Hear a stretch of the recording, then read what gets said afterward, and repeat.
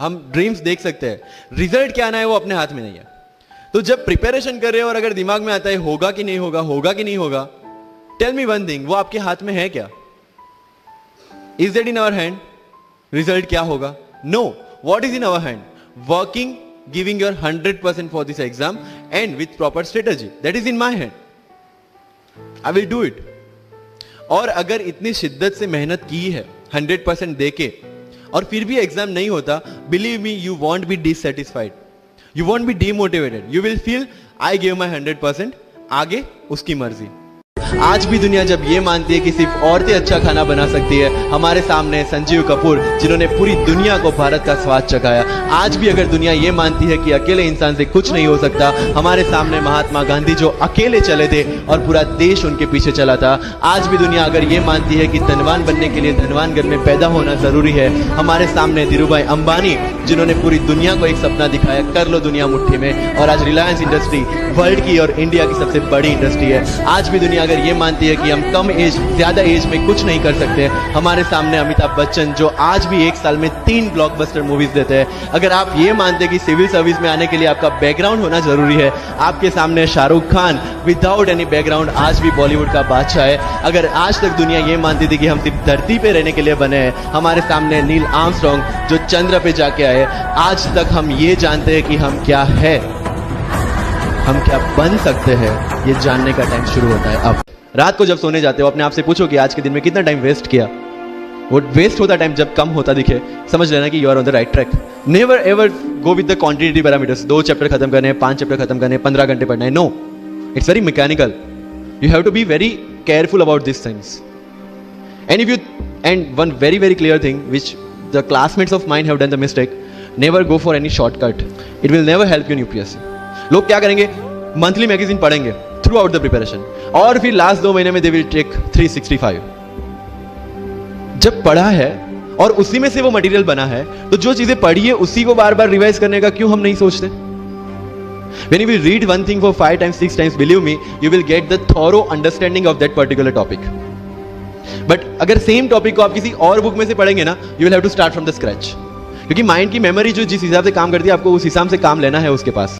जो personality test last में UPSC लेता है, इंटरव्यू नहीं है वो, we consider it as interrogation. Interview को इंट्रोगेशन लेके चलते हैं, वहां पे पूछताछ होगी नहीं। अगर यूपीएससी की इंटरव्यू में 10 में से 9 क्वेश्चन के आंसर भी आप सॉरी सर और sorry ma'am, I don't know कह के देते हैं, उसका कोई इंपैक्ट नहीं पड़ता।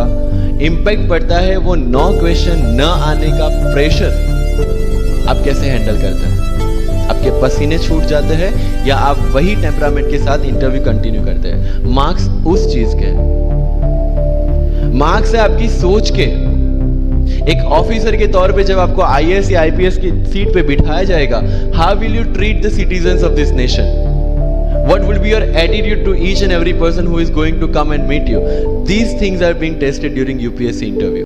UPSC सिर्फ आपका नॉलेज चेक नहीं करता, make it very clear in your mind. जैसे सर ने बोला, it's a game of wisdom. आपको पहले ऑफिसर बनना पड़ेगा यहां से। यूपीएससी का काम तो सिर्फ थप्पा लगाना है कि हाँ ये ऑफिसर बन गया। जितने भी आईएएस आईपीएस ऑफिसर्स को आप मिलोगे, you will realise this thing कि ऑफिसर वाली क्वालिटीज इसमें पहले से है। आप जब प्रिपरेशन स्टार्ट करते हैं तभी से समझ लीजिए कि आपकी आईएएस और आईपीएस की ट्रेनिंग भी स्टार्ट हो गई। बिकॉज जो क्वालिटीज आपको चाहिए as an officer, as an IAS, as an IPS, क्या क्वालिटीज चाहिए? फर्स्ट ऑफ ऑल कॉन्फिडेंस, कि जब आप उस सीट पे बैठते हैं, आपके सामने कोई भी क्वेश्चन आएगा, you will be able to handle the issue. ये कॉन्फिडेंस लेके आपको उस सीट पे बैठना है। यही कॉन्फिडेंस चाहिए when you start the preparation. Decision making, अगर हर एक टॉपिक पे आप हर एक कोई को पूछने जाते हैं, भाई इसमें कौन सी बुक पढूं, इसमें क्या पढूं, इसमें क्या करूं, then you are not suitable for this exam. I went through each and every interview of UPSC toppers on YouTube. Ira Singhal से लेकर टीना डाबी मैम तक सबकी इंटरव्यूज मैंने देखे। For what? Just to know कि उन्होंने ऐसी कौन सी गलतियां की थी जिससे इनको इतना टाइम लग गया और मुझे कौन सी गलतियां रिपीट नहीं करनी है। क्योंकि चाणक्य ने कहा है कि दूसरों के एक्सपीरियंस से जो सीखते हैं ना, वो जल्दी आगे आ जाता है, क्योंकि खुद सब कुछ अनुभव करके सीखने के लिए जिंदगी काफी छोटी है। I did the same. 4 साल में हर एक टॉपर का इंटरव्यू देख लिया, चीजें समझ ली कि ऐसी कौन सी चीजें जो इन सब ने की है और ऐसी कौन सी चीजें हैं जो गलतियां हैं जो इन्होंने की और जो मुझे रिपीट नहीं करनी। सो जब युद्ध के मैदान में हम उतरते हैं, इस चक्रव्यूह में उतरते हैं, तो अभिमन्यु की तरह नहीं, अर्जुन की प्रिपरेशन के साथ उतरना है कि हमें पता होना चाहिए कि इससे बाहर कैसे निकले। I did the same. College के 4 साल इंटरव्यूज देखी, ब्लॉग्स पढ़े, समझा कि इसमें कॉमन मिनिमम क्या है। रोज अगर आप पेड़ काटने के लिए जाते हैं तो you have to sharpen your axe, otherwise day by day आपकी जो एफिशिएंसी है वो कम होती जाएगी। 4 years in my college I sharpen my ex, जिससे 1 साल में मुझे कहीं पे रुकना ना पड़े। This was the strategy. मेरा इंटरव्यू था यूपीएससी का, मुझे एग्जैक्ट डेट याद है, 23 मार्च को मेरा इंटरव्यू था।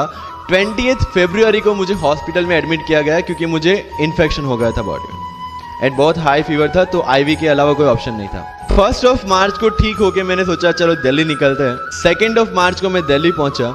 3 मार्च को वापस से टॉन्सिलाइटिस का अटैक होने की वजह से फ्लाइट लेके वापस से Palanpur, Ahmedabad. Again hospitalization. 15 March को I got relieved from the hospital.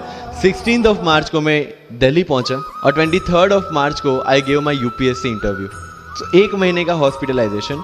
उसके बाद जब दिमाग में ये था कि मेरे साथ जो लोग इंटरव्यू दे रहे हैं वो 1 महीने से प्रिपरेशन कर रहे हैं, एंड 1 महीने से मैं हॉस्पिटल में था, again I thought this is the moment to prove yourself. I went to the interview और पूरे इंडिया में 2nd highest marks in interview.